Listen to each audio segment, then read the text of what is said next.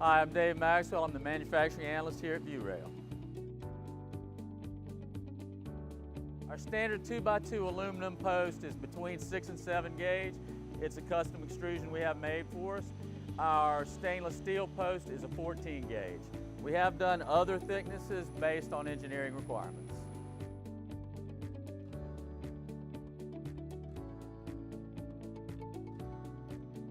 The way we prevent galvanic reaction is as follows. First, the definition.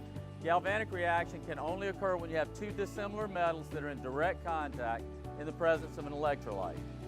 The way we do it with our aluminum posts, since there is stainless steel fittings, our aluminum posts have a layer of powder coat in between the aluminum and the stainless steel.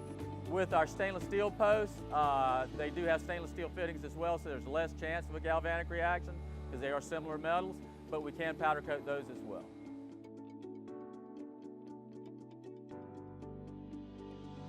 First, both the stainless post and the aluminum post are very high quality products. The difference is all about the application. If you're in a very strong coastal environment, stainless steel is the way to go. We can powder coat that as well, but it does give you an extra layer of protection against corrosion. Stainless steel is also recommended where we have extreme strength requirements, but our aluminum posts are also a very high quality product and meet or exceed codes in most applications and do a very good job. The length of time it takes to install a post is dependent on three things mainly. One is the surface you're installing on, two is the type post you're installing on that surface, and third is the skill level of the installer.